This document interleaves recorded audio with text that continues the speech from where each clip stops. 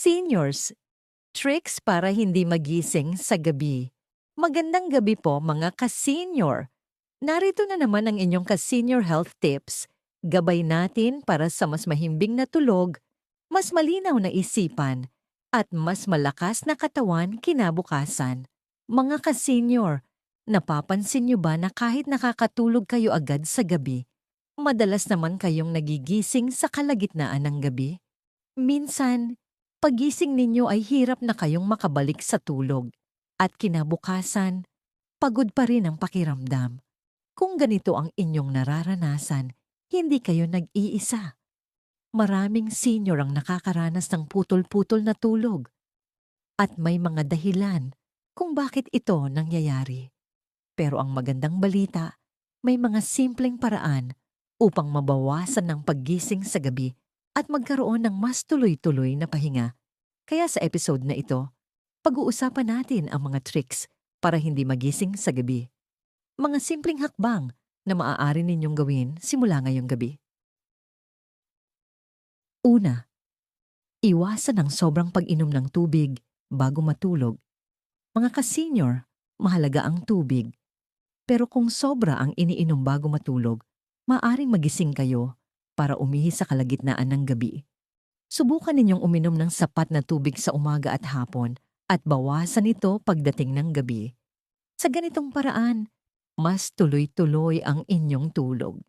Ikalawa, iwasan ang caffeine sa hapon at gabi. Ang kape, tsaa, at soft drinks ay may caffeine na nagpapagising sa katawan. Kahit hindi ninyo agad maramdaman, maaaring makaapekto ito sa kalidad ng inyong tulog. Mas mabuting iwasan ito ilang oras bago matulog.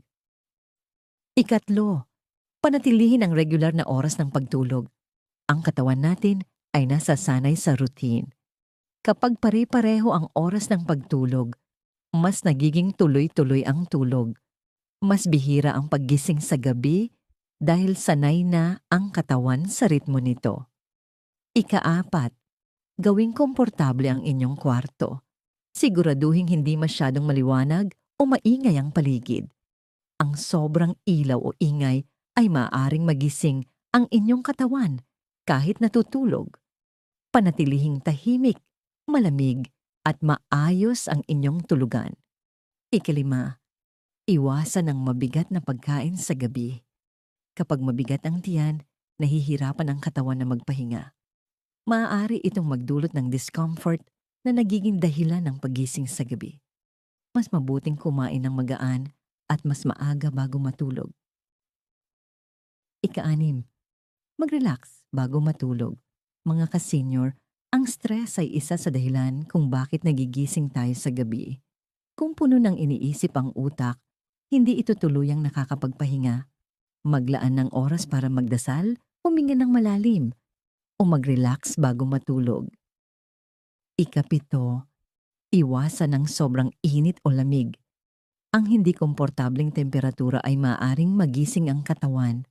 Siguraduhing tama lang ang lamig ng kwarto, hindi sobrang init, hindi rin sobrang lamig. Ika-8, huwag agad tumingin sa cellphone kapag nagising. Kapag nagising kayo sa gabi, iwasan ang pagtingin sa oras o cellphone. Ang ilaw at impormasyon mula dito ay maaring magpahirap sa pagbabalik ng tulog. Sa halip, ipikit muli ang mata at huminga ng dahan-dahan. Ika-9, gumamit ng tamang posisyon sa pagtulog. Siguraduhin komportable ang inyong katawan. Ang maling posisyon ay maaring magdulot ng pananakit na nagiging dahilan ng paggising. Ika-10, tanggapin na minsan ay normal ang magising, pero huwag magpanik. Mga ka-senior, kahit ang malulusog na tao ay minsan nagigising sa gabi, ang mahalaga ay kung paano tayo babalik sa tulog. Kung magigising kayo, huwag mag-alala o mag-stress. Huminga ng malalim, mag-relax, at hayaan ang katawan na bumalik sa tulog. Mga ka-senior, tandaan, ang tuloy-tuloy na tulog ay hindi lang tungkol sa pagod. Ito ay tungkol sa tamang paghahanda. Sa pamamagitan ng simpleng pagbabago sa inyong routine, maaari ninyong mabawasan ang paggising sa gabi. Ang magandang tulog ay nagbibigay ng mas malinaw na isip, mas malakas na katawan, mas magandang mood, at mas maayos na kalusugan. Hindi man agad-agad ang resulta, pero sa tuloy-tuloy na pagsunod sa mga tips na ito, mapapansin ninyo ang pagbabago. Mas mahimbing ang tulog, mas kaunti ang paggising, at mas magaan ang pakiramdam sa umaga. Mga ka-senior, ang gabi ay para sa pahinga. Kaya gawin natin ang lahat ng makakaya upang ito ay maging tahimik, komportable, at tuloy-tuloy. Kung nakatulong po ang video na ito, huwag kalimutang i-like, i-share, at mag-subscribe para sa mas marami pang ka-senior health tips. Muli, ito ang inyong ka-senior health tips.